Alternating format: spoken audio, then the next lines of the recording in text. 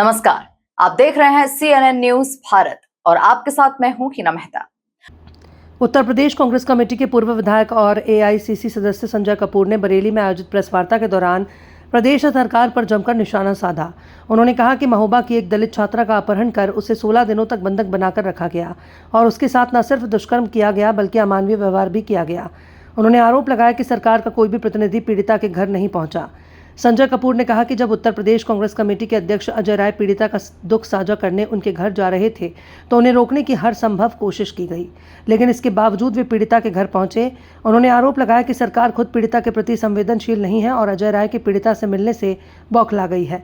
उन्होंने कहा कि पूरे प्रदेश में भाजपा कार्यकर्ताओं द्वारा अजय राय के खिलाफ धरना प्रदर्शन किया जा रहा है। इतना ही नहीं, सरकार के मंत्री और विधायक भी प्रदेश अध्यक्ष के विरोध में सामने आ गए हैं। भाजपा नेताओं द्वारा अजय राय की संपत्ति की जांच की मांग को उन्होंने हास्यास्पद बताया। संजय कपूर ने कहा कि भाजपा सरकार खुद भ्रष्टाचार में आकंठ डूबी हुई है। उन्होंने आरोप लगाया कि हाल ही में आगरा नगर निगम द्वारा निजी बिजली कंपनी टोरेंट का 430 करोड़ रुपए का बकाया माफ किया गया। इससे पहले भी हजारों करोड़ रुपए पूंजीपतियों के माफ किए गए हैं। कांग्रेस लगातार काम लो चंदा दो की नीति का आरोप भाजपा पर लगाती रही है। उन्होंने कहा कि अगर सरकार में साहस है तो वो अपने मंत्रियों और विधायकों की संपत्तियों की भी जांच कराए, तब पता चल जाएगा कि पिछले 9 वर्षों में कितना भ्रष्टाचार हुआ है। उन्होंने आरोप लगाया कि मिड डे मील, सड़क निर्माण, अस्पतालों की दवाइयों और मनरेगा तक में भ्रष्टाचार व्याप्त है। यहाँ तक कि अयोध्या के विकास कार्यों और मंदिर चंदे तक में अनियमितताओं के आरोप लग चुके हैं।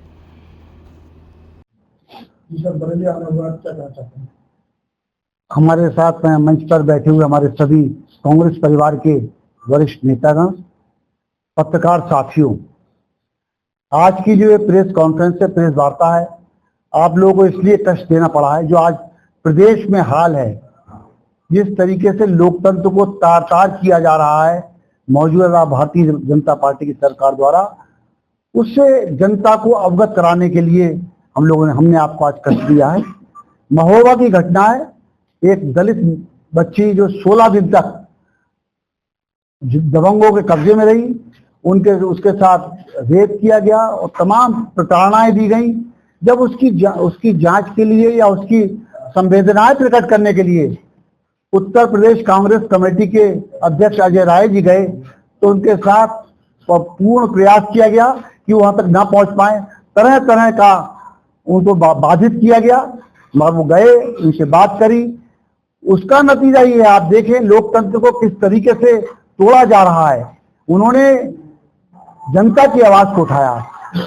विपक्ष का काम क्या है? जनता की आवाज को उठाना, और सरकार अगर कोई गलत काम कर रही है तो उसको जागृत करना, यही स्वतंत्र परंपरा कर रही है और लोकतंत्र में इसे कभी बुरा नहीं माना जाना चाहिए।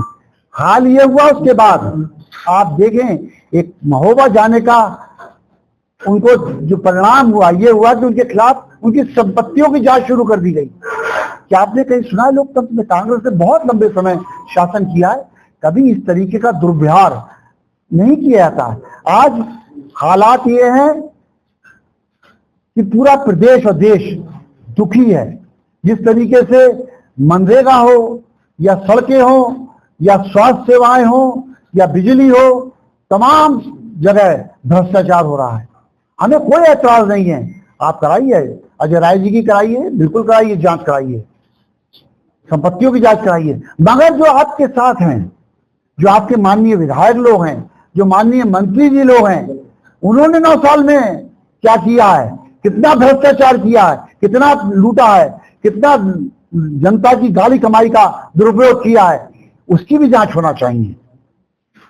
हमने हमेशा, कांग्रेस पार्टी बहुत लंबे समय सत्ता में रही है, कभी बदले की भावना से कोई अगर आदमी सही बात करे, उनके विरोध में अगर जाए तो देशद्रोही हो जाता है।